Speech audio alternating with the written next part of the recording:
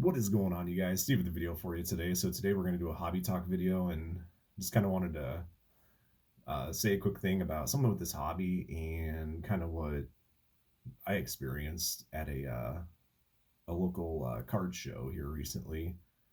It's something I'll never forget, and it was really unique and fun for me because it's the first time it's happened. So I will get to that, but first I want to do a shout out, and I'm going to do a shout out to the channel James at Elite Hunters. Now, most of you guys probably already know James, and uh, he just got into the YouTube Hall of Fame. So, congratulations, you James. You've been on my channel for quite a while now, and you've come a long way. I remember when your channel first started off as James P, and then you changed it to James Elite Hunters, and I just want to get your name out there for any. I'm sure most of my supporters know your channel. You got about 10 times the amount of subscribers than what I do. So yeah, please, anyone that doesn't know James, link to his channel in my description. And great dude and a great part of this community. Usually I like to shout out smaller channels, but I just like to support as many people that support me, and eventually I will get to everybody's names, and sometimes it's probably a few times for others compared to others, and I apologize for that. I don't have nothing written down when I keep track, but as another way I show support is I like to go and watch the other people's content and comment on it, and show you guys I'm there. But yeah, please go check out James. And one thing with him is he's got that 1952 Topps Mickey Mantle rookie 311 one card that I could only dream of having, because I do have a lot of the key rookie cards from the 1950s Topps on up to today. But man, that's when I really wish I could get that in the 52 Hoyt Wilhelm update or high number. But I think that'll one day be in the collection, but I don't think I'll ever see that mantle.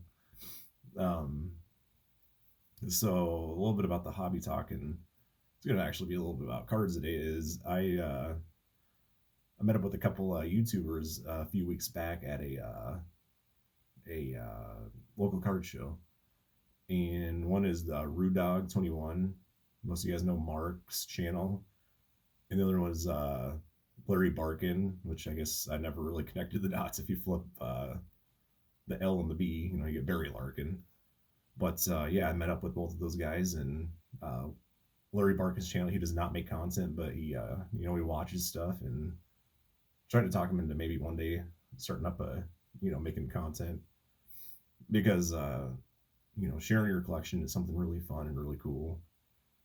And one thing that is hard is you put yourself out there for a criticism. Most of the time you get positive stuff, but sometimes there's always negative Nancy's out there, and I know that's hard for some people for creating content. Others, it's once you make content, then you kind of feel a little bit more obligated of catching people's content for people that support you. So it does get a little time consuming, but it's well worth it for me, because I interact with people, I make new friends. It's just something very positive for me. It's I might be blowing my money on cards, but I'd rather blow it on that than a lot of bad stuff put in your body, or waste of just a waste of stuff, wasteful. But some people think, I guess, baseball cards are wasteful, so whatever. But yeah, it was really fun meeting up with those two. I will put a link to Rudog21 in the description as well. It was an Omaha card show, and it's cool. It's at an old police hall, so it's Rudog lives in Omaha, and he's kind of lived in a few other places, from what I understood, Arizona and New York. So that's kind of cool that he's, it's his son went to the same high school as I went to, so that's real neat. It was just something I'll never forget, is meeting up with other YouTubers. So well worth it.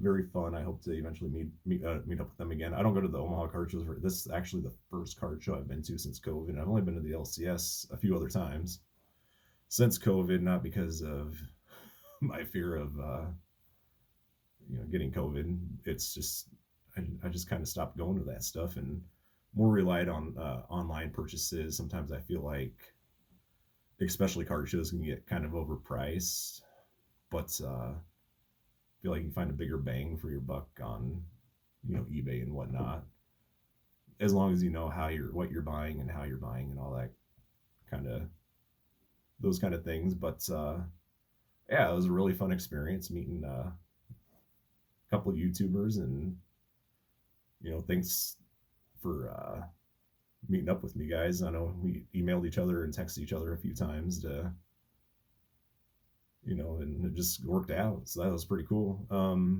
little bit more. Let's see. I just want to talk about the Cubs. Man, the Cubs made, to me, the biggest splash in free agency. Now, is it good? Is it bad? I don't know. I guess time will tell us. Let's start. Man, who? I'm trying to think of Eric Hosmer, Trey Mancini, Cody Bellinger, that Jameson Talion, or I don't even know how to say that last name. I'm actually have to do a YouTube video search on how to say his name. But a lot of these guys are very Jekyll and Hyde. They're either gonna be really good, or who knows what you're gonna get with them, really bad. Hosmer kind of seems to be the most consistent out of all of those that signed, but he's starting to get up there in age, so he might be on a decline here. We'll see. It's all I know there's a few others. I don't have nothing written down. I'm just kind of spitballing this one here. But yeah, it was fun meeting up with those guys at the card show. And please go check out James Elite Hunters and RootDog21. Links to their channels in my description. Thanks again, guys, and take care and stay safe.